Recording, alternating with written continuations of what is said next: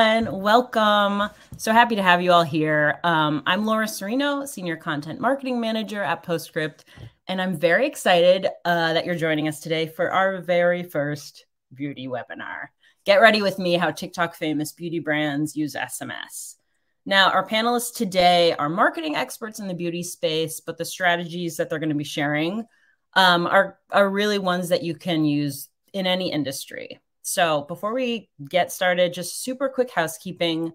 We're going to throw up 2 poll questions. If you could please weigh in. We want to make sure that we prioritize all the right questions during Q&A. I know there's going to be a lot of questions coming in today, so this will help us with that. So first question, current SMS marketing status, whether you're using Postscript, another platform, or you're just not even sending texts yet, which will certainly change after you watch this.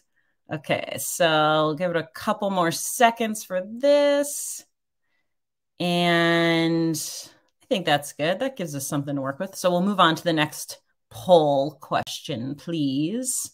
And this one is just your industry. Want to see how many of us here are in beauty, just so we know what questions to kind of prioritize as we get towards the end of this. Okay, great. Lots of beauty, lots of fashion. Okay, so a little split, but definitely heavy in the beauty. Okay, so I think we're good. Thank you for voting. So if you are any kind of makeup or skincare fan, I'll be shocked if you don't already own a product from one of the brands that are here today. So let me introduce you to our panel. We have Alec Sunderland joining us. She is the Senior Ecommerce Manager for Kosas. Kosas is well known in the beauty industry as being really innovative in both their products and how they market on social media. Helena Youhana is the Senior Manager of E-commerce and Digital Marketing for Topicals. Topicals uses science-proven formulas and creates skincare that's made for every skin type, known for products that target everything from discoloration to dark spots. And we also have Gio Diez joining us, who is the CRM Manager for About Face, which is pop star Halsey's makeup brand. And so I'm so happy you're all here with us today. Thank you for joining.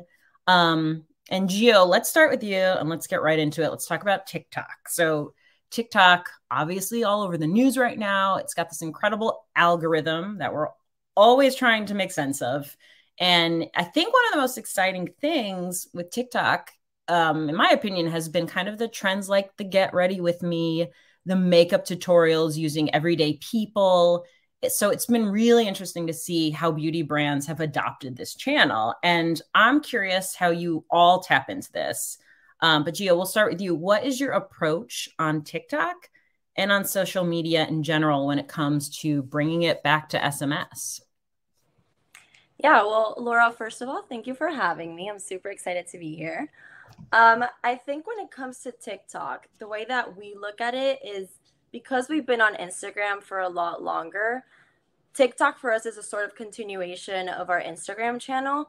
What I mean by a continuation is just another way to target our users in terms of being able to spread brand awareness and also the acquisition aspect of it. So I think with that being said, it's also very important to keep in mind one of the points that you brought up, which is TikTok, even though for us specifically might be a continuation of how we speak to our customers coming from Instagram, it is a completely different platform. It behaves very differently. So typically when somebody goes to TikTok, they're searching for content that seems a little bit more realistic, more in touch with what you're doing on a day-to-day basis. And people tend to rely on TikTok to look for product reviews, for how are you using this product on a day-to-day basis in real life. So I think it's important to keep that in mind as well when you're acquiring users specifically from that platform. How are you going to communicate with them moving forward once you actually get them into your SMS channel? So with that in mind, I think there's a few tactics that us as a brand do on TikTok and on Instagram that perform really well for us. The first one is always making sure that you have the ability to sign up in a really accessible manner on both TikTok and Instagram. What that looks like for Instagram is making sure that you have that that pinned highlight where people can immediately sign up for text and receive their discount offer. And then for TikTok as well, is just having that link in the bio that people can actually sign up. So other than that, we also do consistent giveaways, and it's basically training the customer around this whole aspect of exclusivity. So once the customer knows that if they're a part of the SMS channel, they can expect exclusive offers, special giveaways, then they'll be more inclined to sign up, and it'll become just this basic idea around what the SMS channel represents. Other than that, also, is just we have this really big leg up, which is an amazing artist called Halsey. And so we definitely try to utilize as much content as we can from what they put up on their own personal channel. And then also just making sure that we're leveraging the audience that they can target by just pushing for acquisition for the About Face SMS channel.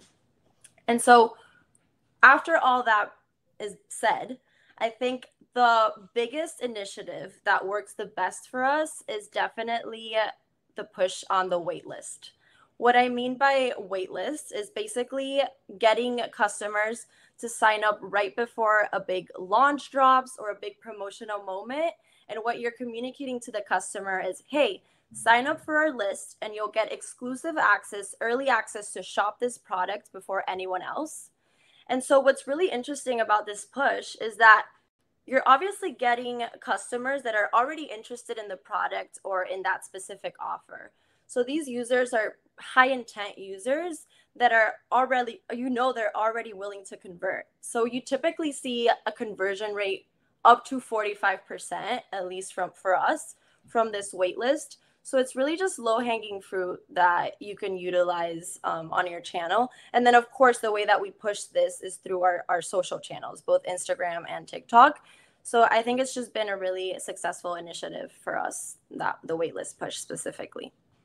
Yeah, and that's a really great acquisition strategy for any industry. Like anyone that's waiting on a new product launch or new scent, new color, whatever it may be, it's a perfect time to kind of push SMS to be the first to know. So Alec, kind of the same question for you. I'd love to get your take on how Kosas approaches, social media and SMS together. Yeah, I agree. We absolutely see SMS sign up as the most ideal and natural next step for our social followers. It tends to be our younger demo. They're already on mobile. So we're always trying to make that experience as seamless as possible, and really capturing all of the interest and kind of virality that we're generating on social. So a lot of the things Gio touched on are also working for us. Waitlist is huge for new product launches, but also really promoting first access to any kind of sales or promotions. And then always including our SMS welcome offer in captions or even copy overlay, and really pushing those people straight to SMS sign up. And that being said, we want the experience to be seamless, effortless, but also really consistent. And so I think Gio was saying the exact same thing, is it's social's like a great testing ground to see the kind of content that's working and kind of a shift in the industry as well. So as we're moving away from like campaign and editorial to these get ready with me's with personality and UGC and real product reviews, we want our SMS channel to reflect that, so that these new customers we're acquiring are getting the same value out of our text that they are out of following us on social. Yeah, definitely exclusivity is key there. And Helena, same question for you. How is Topicals approaching your massive following on social and how it relates back to SMS? Yeah, so I would definitely echo everything that was stated about list growth and how you can cross-promote just acquisition through social media. Definitely is one of the most natural places to advertise that. And I would say for Topicals, something that hasn't been mentioned so far, I think, is how we kind of treat SMS as a space very similar to social in terms of our approach from a brand perspective. So it's very key for us that our brand voice and image is consistent and strong across both social and all of our marketing channels. So our customers are definitely primarily a mix of Gen Z and young millennials, but our brand definitely feels Gen Z in terms of how we speak, how we interact with culture outside of the beauty industry as well, and what our customers are interested in and how they behave. Our audience's behavior is definitely Gen Z in the sense that they're mobile forward. They're mostly discovering us through TikTok. And so that we essentially want to ensure that the essence of our brand that is presented on social media doesn't get lost when the conversation moves to SMS or another communications platform. And so because we're also cross-promoting SMS on our social media, it's definitely crucial that we're carrying that specific tone of voice that we established there, which is just a key element of the Topicals brand specifically. We're definitely sensitive to the fact that our customers are hearing from other brands regularly via SMS, especially more recently. And so we want to be sure that we're using this intimate space that they've allowed us to be a part of to continue to joke with them, delight them, entertain them, instead of serving them traditional marketing copy or using it as a space exclusively for promotions or announcements. For example, we like to experiment with different sort of creative initiatives to see like what we can push with SMS that hasn't been tried before. So for example, instead of running traditional SMS campaigns on Tuesdays, we have a weekly series where we send our audience a skincare related trivia question in exchange for a potential prize if they answer correctly. This is speaking to education as a core tenet of us as a science-backed skincare brand. And so this series serves many purposes for our brand. And then since it's a weekly series, it's also been really easy to cross-promote on social weekly as well and have a kind of consistent pillar of our social content being driving to SMS. Great. And I get those trivia questions and I get them wrong every time, but they're great. So we're hearing, from more and more merchants that SMS continues to be an opportunity to build a more personalized experience with a brand. So, and not only helpful for more strategic sends, right? But a way for brands to gather important information about what their subscribers want to hear, who they are. And I'm curious on your take on like how you're doing this with your strategy. And Gio, I'll start with you for this question. Yeah, so I think one of the features that PostScript provides that is super beneficial for that type of data gathering that isn't usually, I think, used as much as it could be is the conversational. So what we do on our end is we specifically use it for our win back flow. And what we do is we basically ask the customer, what would you like to hear from us? Knowing that this user hasn't engaged in a while, I think it's important to ask and just see, hey, in what sense is this customer willing to actually interact with us? And so once you ask, like, what type of content are you interested in? Do you want tips? Do you want an offer? Like some people are just interested in simply getting a discount or a specific offer. Or do you want to see more Halsey content? For us specifically, just because we obviously have that additional layer to our brand. And then once we have and we're able to gather this information, then it becomes a lot more easy to personalize the message to the specific customer and actually get them to engage because you're messaging them content that they're actually interested in.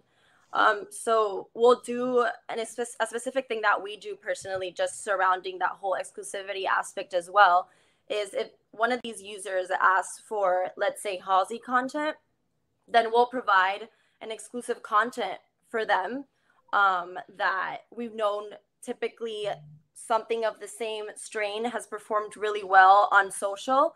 Then we'll utilize that as well for our flows for these specific win back customers that we're trying to get back. And we typically get a really high click-through rate from those texts. So we know that the whole strategy behind asking the user what they're interested in works really well. And people typically respond to just being asked the question, what do you actually want to hear from us, instead of being bombarded with random content that they might not necessarily be wanting to hear about. Yeah, it's a great tactic and it can go both ways, right? So opting out of certain things also helps, opting into certain things just to be able to send those more targeted sends. And so let's see, Alec, let's throw it over to you and how Kosas kind of uses this same strategy. Yeah, I would say one of the things I've been most excited about with Postscript is our ability to integrate with some of our data platforms and pulling that into our SMS channel. We see SMS now as just as powerful a tool for CRM as email. And so the first thing we're doing is making sure we have all of our bases covered. I think as our SMS list grows as well, we see a major differentiation between our email list and our SMS subscribers, which there used to be a lot more overlap. But now we can't assume that. So a lot of the same strategies we're using in SMS, like a strong welcome series, win back offers for possible churn, segmentation based on past purchasing behavior. We're sending site credit reminders. And one thing that's been really successful through SMS is our replenishment flows, even more so effective than through email. And so it's great to see data really combining with that conversational voice to perform even better on SMS. But as Gio was saying, the other side of that and of having such engaged SMS subscribers is you can actually go straight to them and kind of pull your audience and pull the customers, which has been really fun for us. We actually last year created Kosus merch for the first time, and we decided to ask our SMS customers, you know, what would you want to see from us next? Not really understanding the kind of engagement and feedback we were going to get, but some of the responses were so creative and so kind of out of left field that we ended up discussing it in a company-wide meeting. And I'll say, like, we took the responses into consideration for what we were planning for the next year. And so that's just a really cool piece of like quick data collection you can get through SMS. Yeah, and it's so powerful too, to be weighing those kind of options and being able to, you know, ask your most engaged subscribers or your most engaged customers what they think, and to be able to actually act on that is a super powerful thing for brands, and also feels, you know, as a customer, as a really kind of compelling thing to be able to weigh in on as well. Helena, same question for you. I'm curious on how Topicals approaches this. Yeah, I would agree with Alec that I think segmentation on SMS is probably the most powerful tool for keeping your audiences engaged and you know, remaining a part of your audience over time. And I think the key is to first train your customers to engage conversationally on the platform. And I think a lot of great examples of this have been brought up already. I think the SMS quiz that I brought up, the Topicals, has been a great strategy for establishing kind of like this call and response system with our customers, where they're expecting to converse with us and receive something back in exchange for it. But I think the conversational aspect becomes most valuable when it is actually driven by data and can be used for audience segmentation. So for Topicals, since we make skincare for skin conditions specifically, some of our customers might not be interested or the right audience for our complete product line. We have products for hyperpigmentation, ingrown hairs, eczema, etc. So, you know, unlike some other beauty brands, we can't really upsell or cross-sell everything in our entire portfolio. So it's really important for us in the welcome flow to segment our customers by skin condition and or product of interest right from the get-go. And then also something that we're starting to work on right now is a new post-purchase series that's linked through a QR code that will actually be physically implemented in the package you receive from us. And if you scan that QR code, you can it'll opt you into a specific SMS flow where the customer will let us know what products they just bought, and then we will give them kind of like a more detailed how to use, with a lot of FAQ questions answered right off the bat. And then also they will have the exclusive opportunity to hear from the Topicals team about how we use the products in our routine, any tips that we have about, you know, mixing products with products from other brands. So info that's just a little bit more personalized to the SMS subscriber, and also coming specifically from our team. So it's a very personal interaction. And then the good thing about that flow is that, you know, later down the line, once enough time has passed and hopefully they're enjoying their product, we can push for cross sells, for complementary products, you know, products within the same family that help make the product that they purchased more effective. And then in the long term, I think we'll be using it as a move to upsell customers to subscriptions when they're not already subscribed to the product. Right. Yeah. And the three of your brands specifically do such a great job at personalization that I'm really also curious now, kind of shifting gears a little, to talk about list growth, which is like always a big topic that people want to tackle. We did a whole webinar about it. So acquisition, curious on maybe what your single most effective acquisition play has been. So there's just so many ways to acquire new subscribers at this point. I'm curious on what has performed best for your brand. Gio, do you want to start? Yeah, of course. So I think obviously everyone's default thought is pop-ups. So that's typically where you get majority of the traffic come through and where you get most of your signups. But I think for us specifically, we've tried to really look at what are some of the alternative ways that we can also collect this traffic, whether it be on site or any other channel. And so that incremental aspect of getting opt-ins from places that you wouldn't expect to has been really successful for us. Like I mentioned before, I think it's twofold. So one of the things that performs really well for us is, of course, what I mentioned previously, which is just the waitlist. That has been that just performed tremendously for us. I think we also use email to leverage signups on SMS, which has been a really great tactic. So users will receive an email being like, hey, get early access for this drop, sign up now. And then they'll get opted into SMS. And so you'll have that sort of symbiosis between both channels as well. And I think other than that, and something else that we also do is on our site within our PDPs, whenever we have a product that's out of stock, it'll automatically populate, like you see here on the screen, 2 CTAs. So people are able to opt in either to email or to text on the PDP to be notified for back in stock. And so this has been an initiative that has performed extremely well for us. It also has a really high conversion rate because similar to the waitlist, you're talking to high intent users that you already know want to purchase.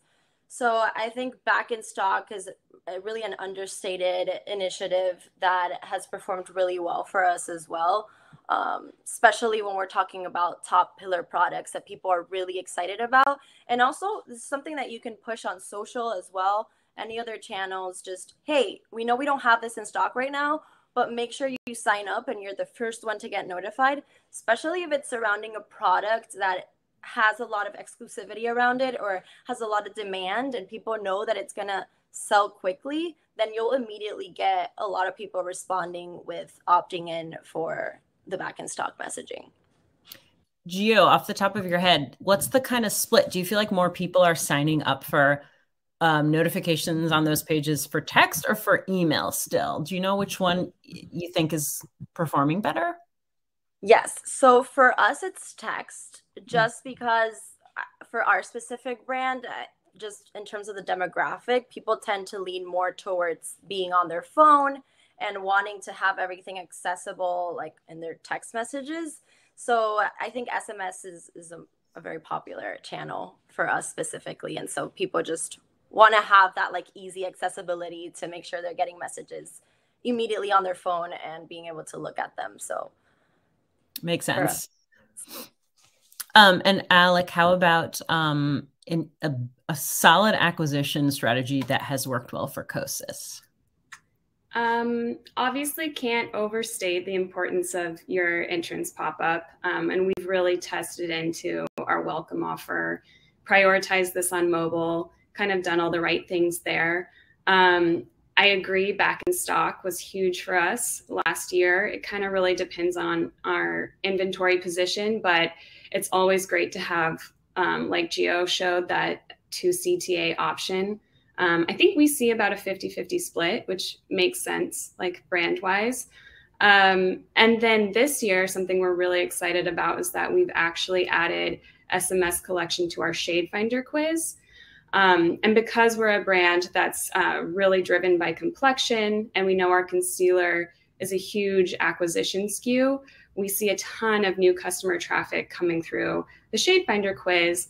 And so to add SMS collection to the final page to receive results has been a huge unlock for us. Yeah, and that is also, I feel like, something that is super easy to replicate regardless of industry. We all have so many quizzes to capture that kind of information on site. So make sure you're also adding that phone number field if you're not already. And Helena, I'm curious too about what your top acquisition play for Topicals has been. Yeah, we've definitely seen the waitlist and early access play work very well for incremental growth, as well as giveaways promoted on other channels through SMS, especially if you're really trying to aggressively grow your list towards a goal within a certain amount of time. I definitely recommend, kind of throwing those into your calendar for CRM marketing. But I definitely want to emphasize how important it is to find the winning formula for that pop-up. I know we've all mentioned it already, but I think A/B testing and laying out a roadmap that you feel very confident in the sense that it will show you results and learnings about what offers are most important to your customer, what creative imagery and language they respond to best, and what the best combination of all of those elements are, is so crucial. And I think there's typically always a lot of room for improvement in the pop-up, but that improvement comes very incrementally. So I think a lot of brands might get discouraged by maybe not seeing the dramatic growth that they want to see because they're only, testing one element at a time. But if you build out a roadmap that is, very conclusive over a longer period of time, that is consistent as well, then that incrementality will add up, and you'll have the winning formula, which then you can use across the rest of your site and take those insights into the rest of your acquisition tactics. We just onboarded with the new version of Just Uno recently, so that we can get even deeper into like this testing roadmap with the pop-up itself, but then also by creating workflows around the pop-up. So we can now target customers by where they are in their purchase journey, also retargeting people who maybe only signed up for email the first time they visited us and still haven't signed up for SMS, and vice versa. So I think once you find kind of your winning formula, then getting deeper and seeing how you can reapply those same tactics to all of the places where you're acquiring subscribers is simple, but it's key. And that makes a lot of sense. And have you also done any testing where you're choosing whether or not to do like email first, SMS first, and if those vary based on like desktop or mobile?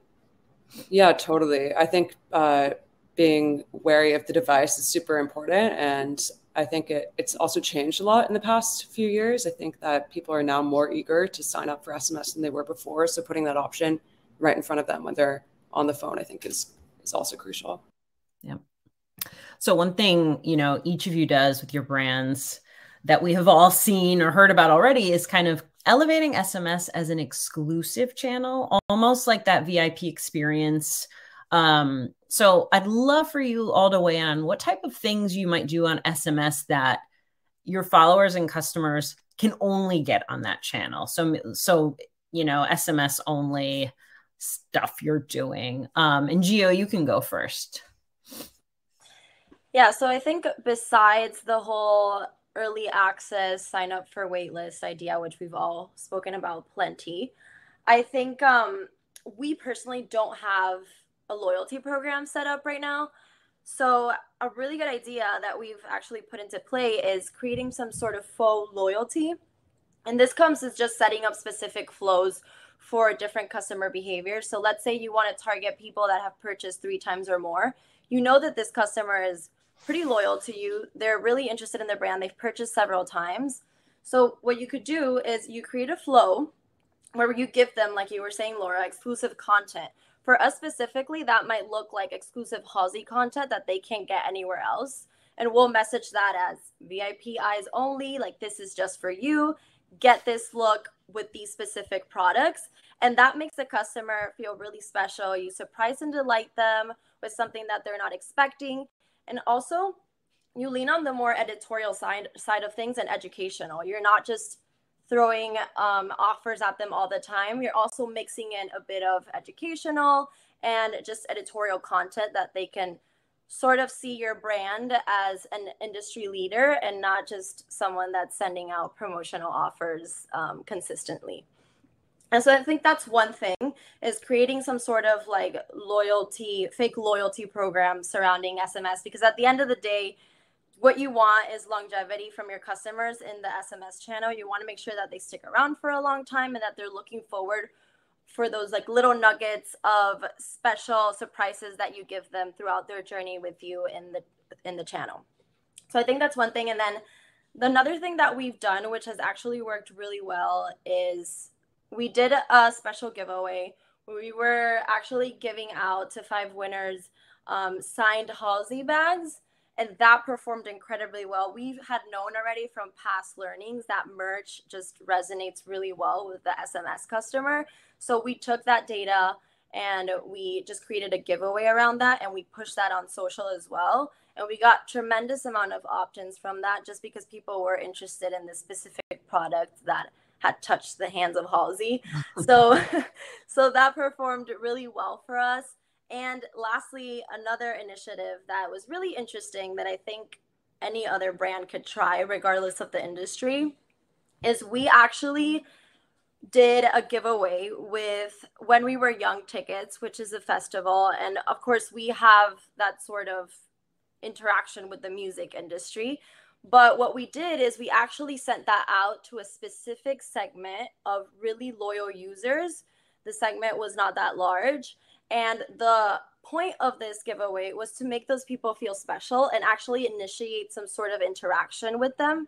So the specifications of the giveaway, where you can get a chance to win these tickets, what you need to do is you need to send us back a picture of you wearing about face makeup and anything that you've used in like a wedding, a concert, a festival. Show us how long that makeup has actually lasted. Send us back a picture and tell us your story. And so a bunch of people actually sent through responses via text.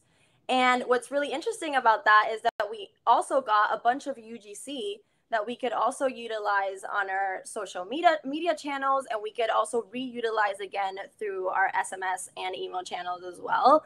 And it was just really interesting to see people's stories about how our brand has impacted them on a personal level, and also just promoting that relationship with them and that engagement. I think that was just a really special initiative that can be done with all different types of products, really. So yeah, being able to get that incoming MMS, ding, ding, ding, that's really important for UGC purposes. And I know we've kind of, the three of us have talked about this before, but it's harder for brand or for people to want to post publicly their love for brands now as much on social media as they maybe did at the onset of Instagram and everything. So just being able to check something back of a fan wearing about face makeup and getting a response in kind is really powerful brand building, but also great for you guys because you've got all that UGC you can use. Let's see. Helena, curious on your take on this. Sorry, I lost my notes for a minute. Yeah. No, all good. I would say, again, the ability to gain responses via PostScript and SMS in general is just an incredible opportunity for our brands to gain more insight and personalize the experience for our customers. I would say for Topicals, we definitely give our subscribers first dibs on every one of our launches. We definitely give them exclusive promotion. So if we're running any sort of promotion, we're not a super promotional brand in general. Our SMS subscribers are definitely getting it and are probably the first to hear about it as well. And then I also want to emphasize the importance of the CX integration for SMS. So we have a great, really strong CX team at Topicals who uses Gorgeous, which integrates directly with PostScript, and they know who's coming in from SMS and can make sure that our response time on text is low, so that when questions are actually being fielded, they can, quickly turn into conversions in a lot of cases if they're questions about a product specifically, or just a more meaningful kind of interaction with the brand because they're interacting in a space where they already are, used to communicating with others in a more personal way. And then something that we're also doing more recently is that we set up an opt-in keyword for our ambassador community. Ambassadors are like a central point of the Topicals brand. We call them our Topicals insiders, and to be able to, again, like interact with them directly by sending mass blasts, but then also getting back to them individually with whatever the response or question might be, is just I think for our community team has been a really strong method for kind of managing communications about new campaigns that they want to run, and then also fielding questions from the ambassador specifically. Yeah, and I know I personally still always get a little thrill when I like text a question to a brand and I get a clearly non-canned response, like someone is actually on the other end that you're interacting with directly, and it's like it's a really nice experience as a subscriber and as a customer. So Alec, what type of VIP experiences do subscribers of Kosas receive? Yeah, we also don't have a formalized VIP or loyalty program right now, but what we do try to do with SMS is make sure it's as personalized as possible through just intent segmentation and targeted marketing. And so one thing that's been key for us is shade matching help and getting ahead of that. It's constant feedback and response that we get through SMS, as Helena was saying. And so we're trying to be more proactive about that.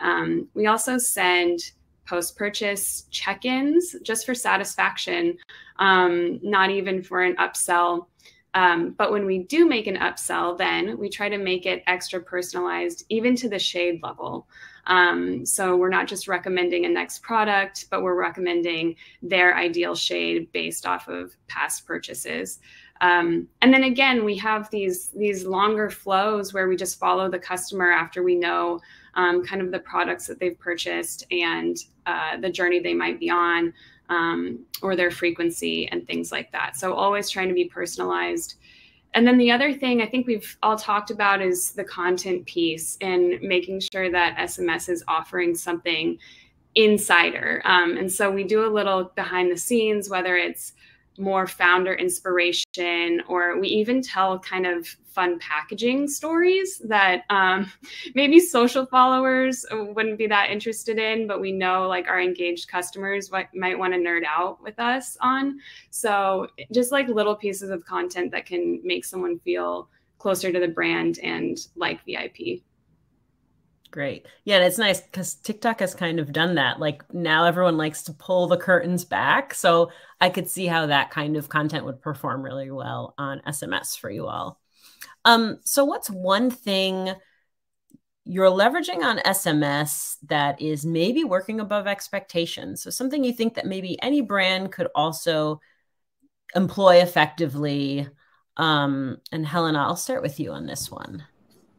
Yeah, so something that I haven't talked about much so far has been subscriptions. So I think that we use Recharge for our subscriptions, which does, again, integrate with PostScript, which is incredible, makes your life so much easier. And I think anyone who runs a subscription model on their D2C knows that it's not necessarily the most seamless integration with your website. And, a lot of issues can arise for customer service if you don't really go the extra mile to make it easy for the customer to manage their orders. And so the fact that there's this integration where customers can be notified when a subscription order is about to be reshipped and their card will be charged a few days before, and then give them the option to just reply with skip or cancel, not only makes the customer's experience a lot less annoying, to be honest, which is really important for managing churn, which is like the whole key behind running a successful subscription model in the first place. It also makes our CX teams' lives much easier as well. And then also something that we want to build upon on this is allowing this to be a place for customer feedback as well, and an opportunity to upsell or convince the customer otherwise, instead of allowing them to just make a decision for themselves. We allow them to do whatever they want to, but instead of encouraging them to go make that decision for themselves directly on our site portal, I think by fielding people who say that they want to cancel their subscriptions with, maybe a few questions, some feedback, and then also, perhaps an offer or a reason why, they might benefit. Maybe they need to change their window of subscriptions, like being able to do those interactions in a place where people actually the notification is going to mean something to them on their phones rather than, in a cluttered inbox or something that they have to, remind themselves of, and the responsibility has to fall on the customer. I think they really just appreciate the ease that we provide in that experience. Great. And Gio, what's something, that you've been really excited about in terms of using SMS for About Face? So I think there's several different things. I'm excited all around, but I think several things you're excited about. That's great. Yeah. So I think, first of all, that everybody's touched on a little bit is how do you make SMS a more education-driven channel? And I think that just comes also with on-site optimizations. We obviously know that the goal of sending out CRM sends in general, whether it be email and SMS, is for you to get that click-through rate, sessions that are going to get to site. And from there, you get conversions. So I think what I'm most excited about is just building an ecosystem on our site where people can rely on SMS to be driven to specific articles that relate to questions that we're seeing on social, for example. So if we're getting a lot of DMs on how do I match this shade to my skin tone, then just being able to build the journey around, okay, here's how you can do that. Go to our site and we'll explain and give you all the details that you need in order to make sure that you're purchasing the perfect product for you. Well, so I think just like building that journey overall, making sure that it's extremely personalized and relying a lot more on education and editorial content, I think is something that is just progressively continuing to grow for our channel. And we're just really excited to see where that goes and the amount of personalization that we can reach with education. I think the second part is how are we leveraging our acquisition, specifically keywords. So one really interesting initiative, which is not going to, blow the roof off of the place. You're not going to get a million opt-ins, but I just think it's really interesting how you think a little bit outside the box and you look at different avenues that you wouldn't consider before. You can get small incremental amount of opt-ins that actually at the end of the day make a difference. So I think one of the things that we're doing, for example, is we've added the ability for people to sign up through the Google Site Link extension. And so we've seen a consistent amount of users actually opting in through that we wouldn't think so otherwise before. So I think that's just been really interesting, and just thinking about other ways that we can leverage keywords. And then on the flip side of that is, which I think somebody touched on previously, is our pop-ups. So there's so much room to play with the pop-ups. And I think something that we've done as of recently that has been performing pretty well for us is personalized offers on a specific COP. For example, for our lip category COP, we're currently testing 2 different offers where it's like lip related. So buy one lip, get another one free, things like that. I think as long as you're trying to personalize different pop-ups depending on where people land on your site, I think that's super exciting. And it's just another way that you can add an extra layer of personalization to traffic. So I think that's just really exciting as well. That's a great one. I love the idea of landing on like the lip category and spending a lot of time there and getting a special offer for that. So Alec, what's something Kosas has done on SMS that you've been excited about? I think something that the whole team is very excited about is our very unique sampling program called Kosas Tryouts. Basically, the customer has the option to purchase individual samples or a box of samples, and they receive site credit for every $1 they spend to come back and purchase a full size. And this was previously run just through email, but we actually improved our integration between Postscript and Yotpo so that we can provide all the same kind of marketing through SMS. And it's just been amazing. We can deliver the site credit, we can send site credit reminders, But we can also target these people based on the samples they've purchased with application tips and education, or looks they can create with the whole box of samples. And it's so key in this program to really get those samples buyers to return and purchase full size or a whole face of Kosas. And so seeing how SMS has really improved that return rate is very exciting for the whole team. Yeah, and I was influenced by those on TikTok, actually. That's how I found out about the tryout. So it's very exciting. So we are getting a little close to time now, and I do know that the chat's been blowing up. So I want to make sure in the 10 to 12 minutes we have left, we can get to some questions.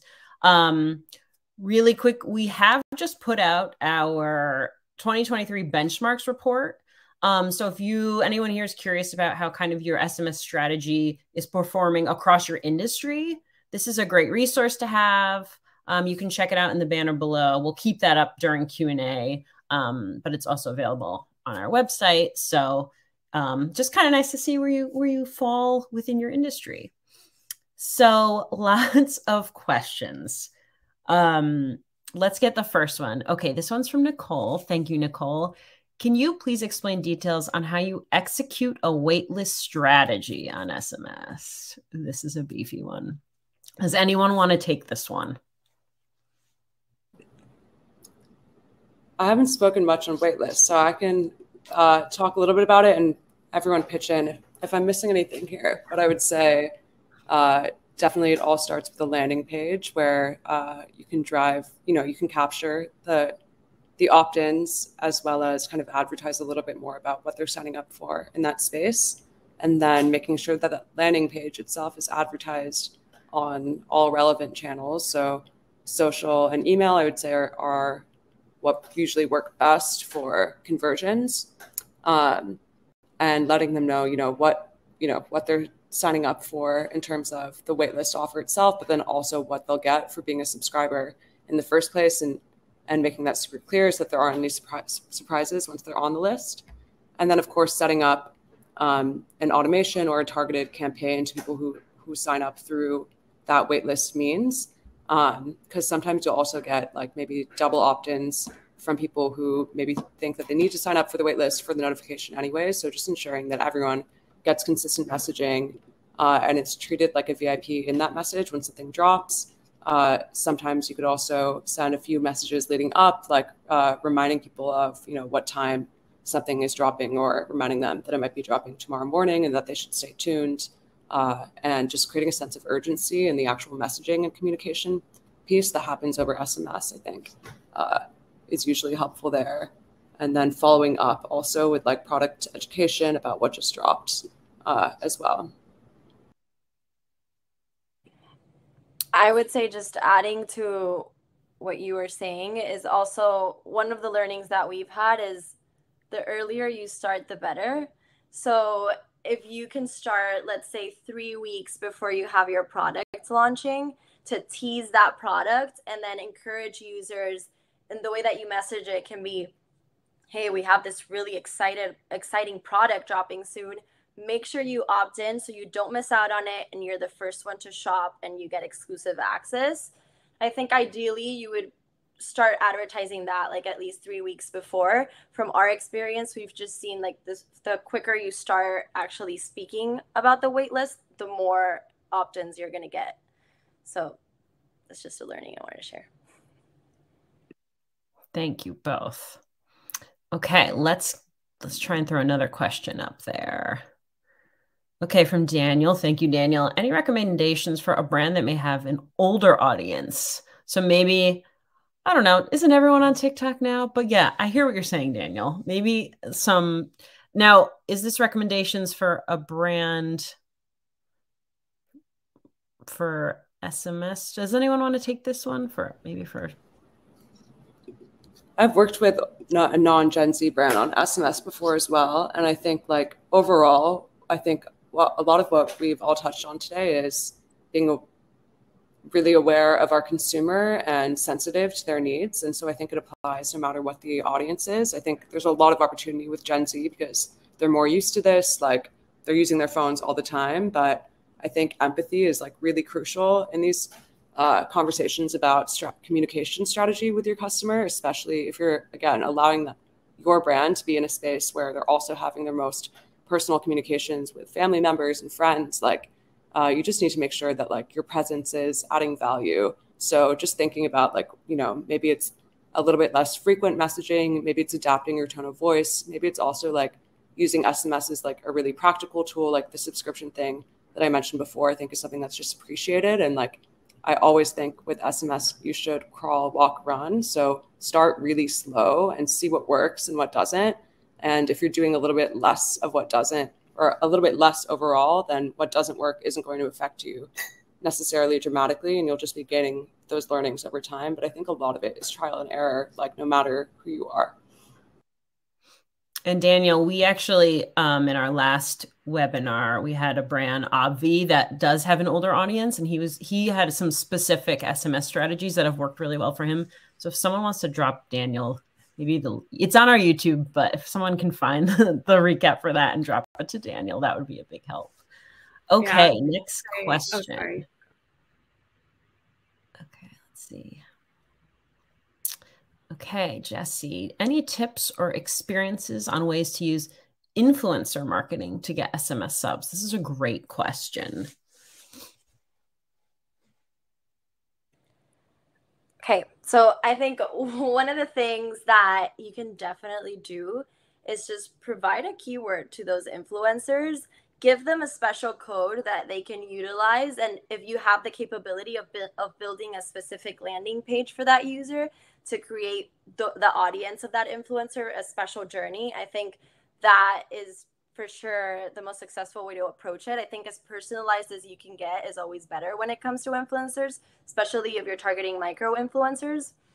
So I think just making sure that you have your personalized journey set up, have a specific flow for the keyword that you provide to that influencer, and just give them a special code that they can utilize. I think as a rule of thumb, that's what works best in terms of influencer marketing and getting SMS opt-ins. But I don't know if my colleagues here have other opinions.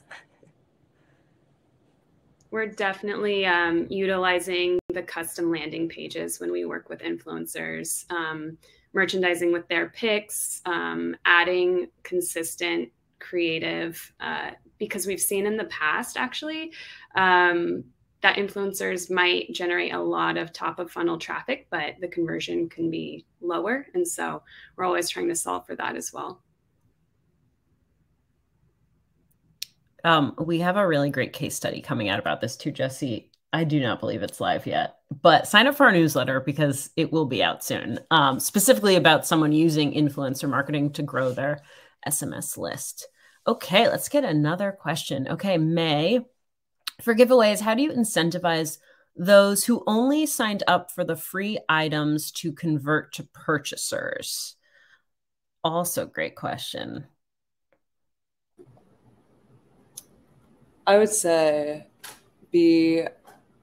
I think the offer that people opt into is like as important as anything else. So I would assess if a free item is the right opt-in for your brand, if it truly makes sense for it. I think like Alec's example of the Kosas sampling program might be a little bit more strategic of a move where, you know, the first purchase is technically free because there's redemption, but there's like still revenue driving to the brand through that experience, or making the offer a free gift with purchase also. But I would say the same thing if they do sign up for something that is completely free. It's the same thing as marketing to older audiences. It's just like start super slow with how you communicate with them to assess, you know, whether it's resonating whatsoever. And I would just say, try to upsell them on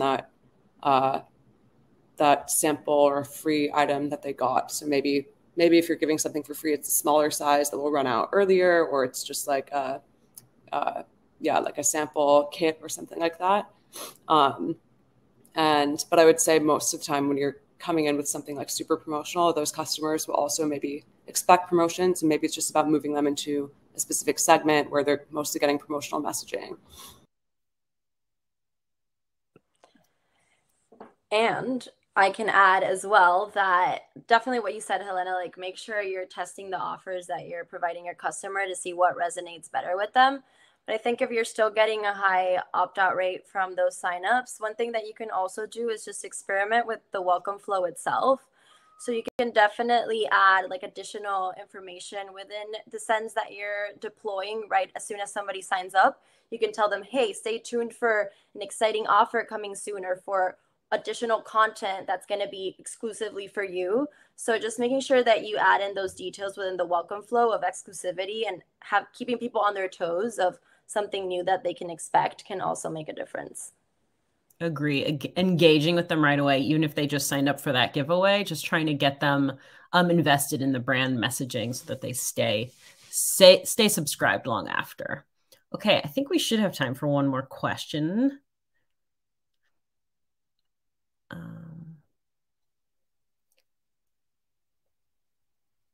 Is there one more question? Maybe there's not another question.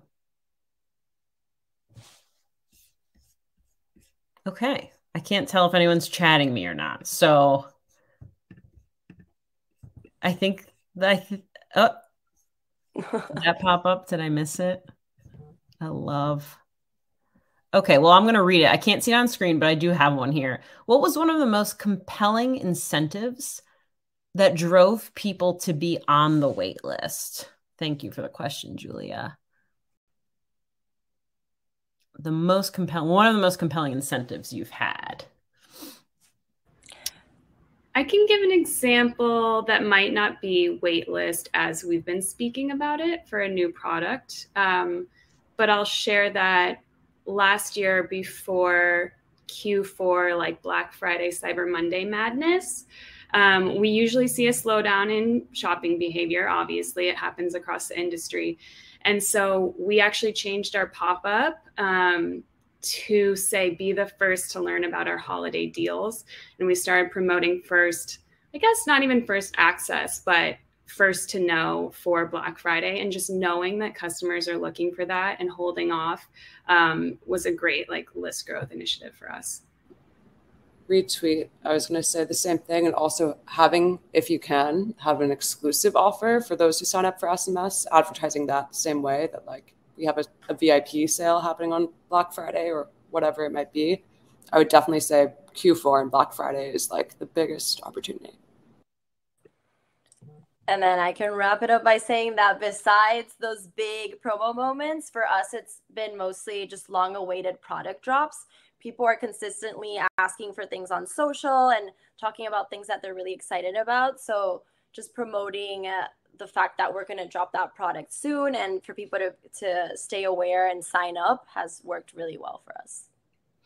Yeah, and Julia, this is a really great question. And sorry to plug webinars again, but we had an amazing story about this on our Black Friday, Cyber Monday webinar last year of someone that actually gates their entire site for SMS signups because their Black Friday sale is only for SMS subscribers first. It was like a really incredible use case that you should check out as well. We are just at time. I'm sad it's over. Our first beauty webinar with such an incredible panel. Thank you, Helena, Gio, Alec, for joining us today and sharing all of your expertise. Thank you to everyone for attending. We are going to send the recap emails out. So if you want to watch this again and again and again, you'll be able to. And, you know, sign up for our newsletter. We've got a lot more of these coming out. And so thank you for joining us. Thanks to the community. And thanks to all of you. And we'll see you next time. Thank you for having us. Thank you. Bye, all. Thank you. Bye.